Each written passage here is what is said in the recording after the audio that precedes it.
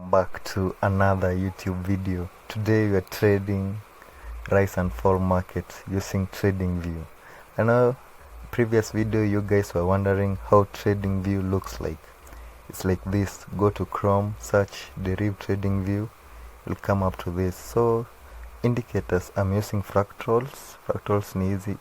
These small arrows, CCI, stochastic RSI and MACD. And in this trade I'm going to use a trading robot called Chosen Dollar Printer. It's free, can give it to you. So for fall, this market is a fall market.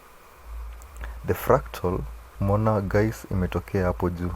If you can see the green thing, that's then the CCI points downwards.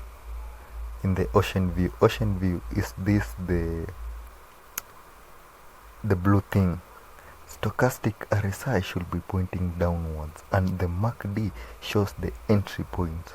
When the blue line crosses the yellow line, that's where you enter your market to get most profits and minimize your losses. So let's go. Set your bot. Nisha set volatility, nisha set trading type, contract type is fall, and then you wait. So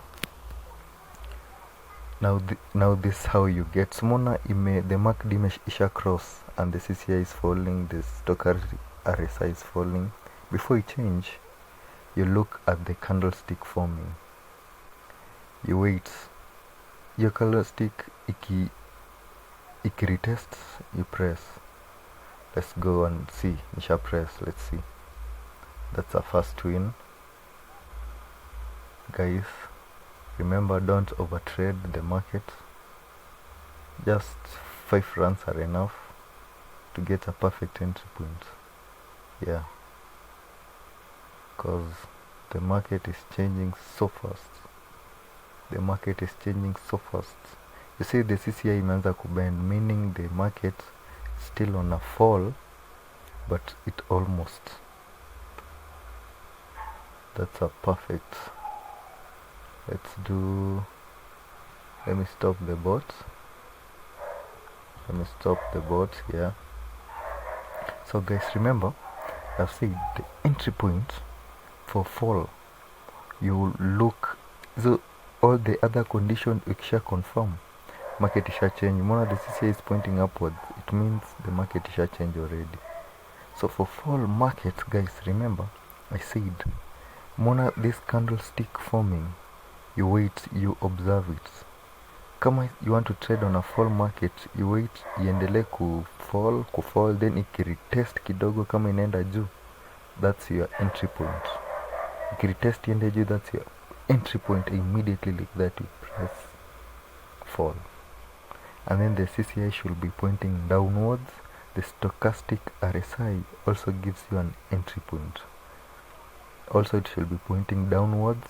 The MACD, when the blue line crosses the yellow line and it points downwards, it means it's a safe market for a fall market. Don't overtrade. 5 trades per volatility is enough to maximize your profits. Remember guys, I posted a video yesterday, gets my video to 100 subscribers, gets my video to 500 views, gets me to 1,000 subscribers, and I'll give you a full PDF for rise and fall market for free.